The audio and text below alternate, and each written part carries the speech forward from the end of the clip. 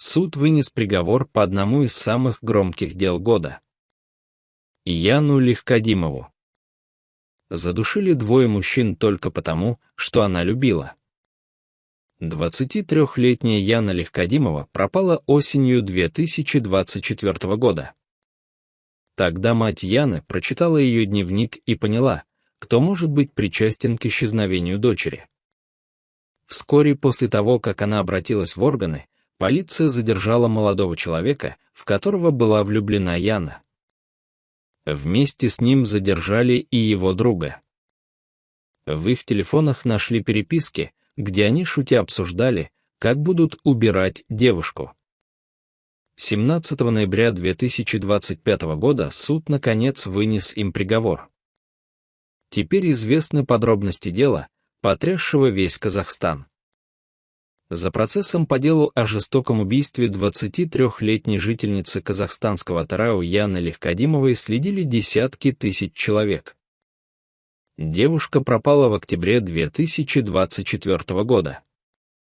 8 месяцев спустя на берегу реки Урал нашлись ее останки, часть ребер, позвонки и череп, всего в нескольких десятках метров от места, которое, как утверждают правозащитники, поисковые группы прочесывали с водолазами, дронами, эхолотами и кинологами. Почти сразу после исчезновения Яны задержали двух подозреваемых и ее бывшего парня, 24-летнего Резуана Хайржанова, и его лучшего друга, 25-летнего Алтынбека Катимова. Они сознались, что задушили девушку и сбросили ее тело в реку, но с каждым днем следователи раскрывали все более страшные и запутанные подробности этого преступления. По данным следствия, больше недели Резуан в мельчайших подробностях обсуждал с другом способы убийства и надругательства над телом Яны. В переписке обвиняемые обсуждали возможность изнасилования тела, но в итоговое обвинение это не вошло. Договаривался с ним о гонораре за ее смерть и советовался, как замести следы. По словам матери Яны, Галины Легкодимовой, переписка подсудимых шокировала даже полицейских. В суде Резуан начал просить прощения перед матерью Яны и народом Казахстана. Больше года общество следило за ходом дела, требуя для убийц пожизненного заключения. Теперь, когда приговор наконец оглашен, восстановили события ночи, когда была убита Яна, и рассказывает, как два молодых человека решились на жестокое преступление, потрясшее не только Казахстан. Яна Легкодимова родилась в поселке Чапаево на северо-западе Казахстана. По словам правозащитников, она выросла в большой, сплоченной семье, и ее воспитывали мама, бабушка с дедушкой и тетя. Родные вспоминали, что Яна росла в атмосфере любви и не знала, что такое конфликты и семейные драмы. Мать Яны Галина Легкодимова рассказывала, что дочь серьезно относилась к образованию, закончила школу с золотой медалью, получила грант на обучение в университете и изучала иностранные языки. Летом 2024 года Яна окончила магистратуру и готовилась к поступлению в аспирантуру. По словам Галины, Яна никогда не состояла в отношениях. Но летом 2024 года она заметила, что дочь часто выходит вечером во двор постоять возле подъезда с коллегой. На вопрос, кто этот человек, Яна ответила, что его зовут Резуан. Осенью Галина уехала в короткую командировку. Общались каждый день. На работе или где-то еще, всегда переписываемся, никогда телефоны не отключали, вспоминала она. Вечером 18 октября Яна написала матери, что собирается лечь спать и наберет утром, но она так и не позвонила. На следующий день сестра Галины по ее просьбе зашла в квартиру Легкодимовых, но Яны там не было. Свет горел во всех комнатах, а дома остались наушники и зарядка, без которых она никогда надолго не выходила. Несмотря на холодную погоду на улице, в коридоре висела ее куртка. В тот день Яна так и не объявилась, поэтому 20 октября Галина Легкодимова срочно вернулась домой в Атырау и подала заявление о пропаже дочери. В квартире она нашла дневник Яны, в котором она писала, что в последнее время общалась в сетях с неким Р. Галина не сомневалась, под инициалом «Р» кроется тот самый Резуан, к которому Яна спускалась по вечерам.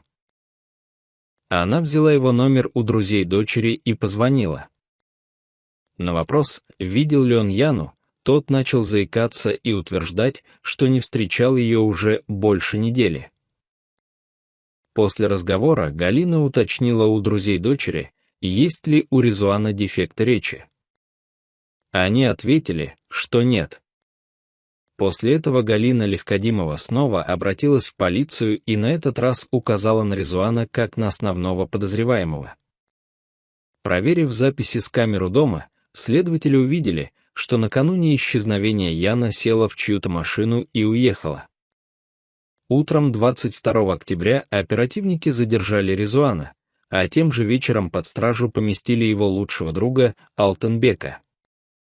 Тогда Галина обратилась за помощью к казахскому фонду «Не молчи, КЗ», с 2016 года защищающему права женщин и детей, переживших насилие. Как утверждают в фонде, первые 4 дня после убийства тело Яны не искали, никто не думал, что она могла быть мертва. Но после задержания Резуан и Алтынбек признались, что задушили Яну и выбросили ее тело в реку. Подозреваемые указали место, где они избавились от тела. Но, по словам Галины, спасатели бездействовали. Неоднократно на месте поиска сотрудники или сидели в машинах, или спали, или лодки были на берегу. Никто не контролировал интенсивность поисков. Но отчеты в СМИ были отличными, писали правозащитники, которые помогали матери Яны во время поисков. В итоге Галина достучалась до администрации президента и Генеральной прокуратуры, встретилась с министром внутренних дел, сама выезжала на поиски тела дочери и добилась приезда специалиста из столицы Казахстана, но долгое время все старания оставались безрезультатными. 24-летний Резуан Хайржанов работал инженером. Они с Яной отучились в одном университете. Я его пару раз видела, и он всегда был такой галантный, всегда в костюме. Вот не скажешь про него ничего подобного. Говорят же, внешность обманчива. Он не был агрессивным или же каким-то странным не был. Нет, он тоже работал на производстве, в проектном институте, точно такой же магистрант, как и Яна, описывала Резуана декан нефтегазового факультета Райхан Сулейменова.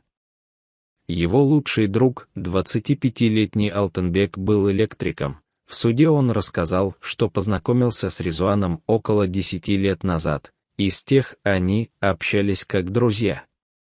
20 июня 2025 года туристы обнаружили останки в нескольких десятках метров от берега реки Урал, в месте, которое, как утверждали в фонде «Не молчи, КЗ», неоднократно прочесывали оперативники с дронами.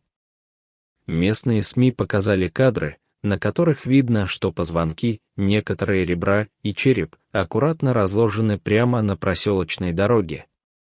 Судмедэкспертиза подтвердила, что кости принадлежат Яне. Но, как поясняли правозащитники, это означало, что установить, что происходило с ее телом, стало невозможно, тем более, что ни кости конечностей, ни одежда или обувь Яны, кроме ее черного топа, так и не были найдены. Мой смысл — вся моя жизнь. А для них это просто вещь. Он ей попользовался, он убил, он забрал ее честь. Забрали тело, забрали жизнь. Мне даже обнять, похоронить некого было. Просто я не могла. Я 8 месяцев ждала, когда отдадут даже вот эти кости. Я сидела возле морга и обнимала пакет с костями, потому что мне нечего было больше обнять, говорила журналистам мать Яны. Вскоре полицейские сообщили, что завершили расследование и передали дело в суд, и в августе начались судебные заседания. Следователи смогли проанализировать содержимое телефонов задержанных, в том числе переписки Резуана с Яной и Алтынбеком, их позже зачитали на суде. По данным следствия, незадолго до убийства Резуан поссорился с Яной, а она узнала о его предстоящей женитьбе на другой девушке. Яна хотела, чтобы он рассказал об отношениях с ней невесте. «Не понимаешь ты ничего, ты бессердечный, и я устала реветь каждый сраный день», — писала Легкодимова.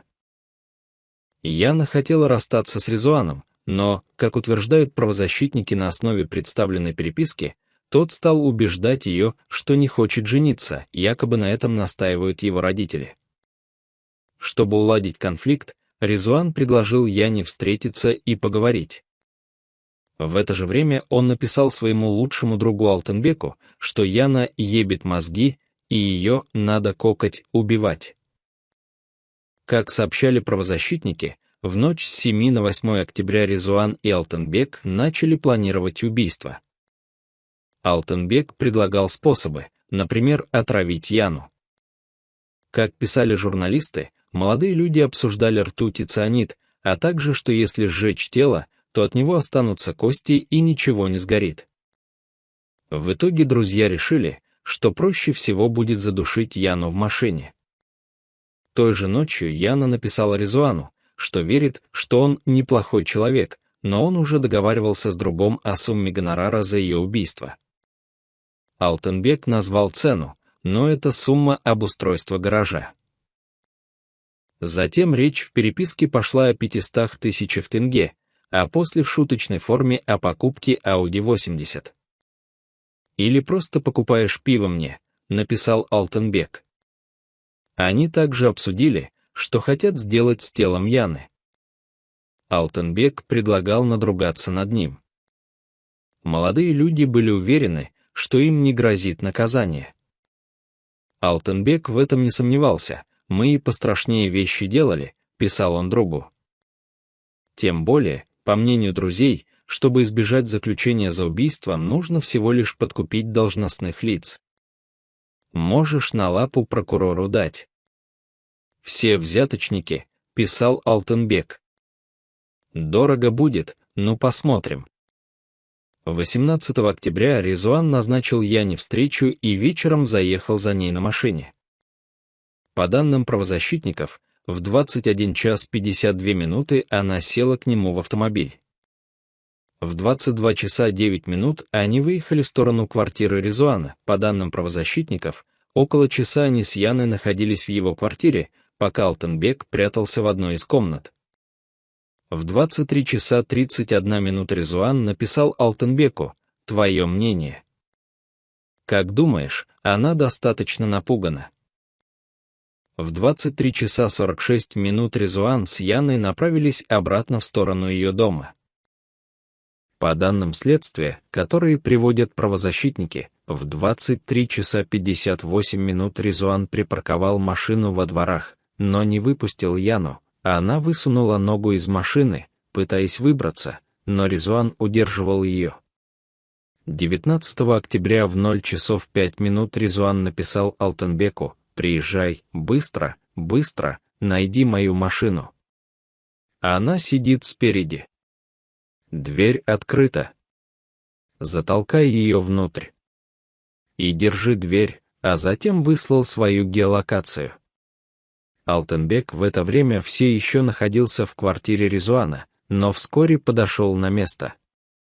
«Сам задушу», — мне сказал Резуан. Услышал, как Яна сказала, что напишет заявление об изнасиловании.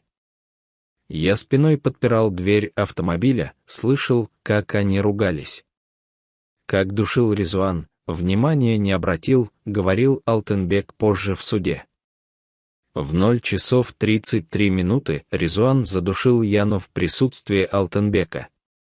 Затем они отвезли тело за 30 километров от Атырау в район села Талдыколь и выбросили его в реку Урал. А в 4 утра Резуан и Алтынбек приехали в бар и до 5 часов пили виски и пиво. После того, как они разошлись по домам. Правозащитники говорили, что, судя по скорости перемещения Резуана и Алтынбека, у подозреваемых было достаточно много времени, чтобы глумиться, насиловать или нарушить целостность тела Яны. Впрочем, Резуан в суде отрицал это. Как следует из показаний, спустя 3 часа после убийства они с Алтынбеком разблокировали телефон Легкодимовой с помощью Face ID, для чего, по словам судьи, воспользовались глазами умершей Яны. А затем удалили переписки и уничтожили телефон. По крайней мере, 3 раза в переписках у Резуана и Алтынбека прозвучала версия о том, чтобы изнасиловать пока тепленькое. Мы этого не знаем. Следствие не может установить, потому что тело разложилось, и такие экспертизы мы уже не добудем никогда. Около 9 часов утра 19 октября Резуан написал Алтынбеку: «Норм». «В селе», — ответил ему Алтынбек, сообщая, что уже вернулся из Атырау домой.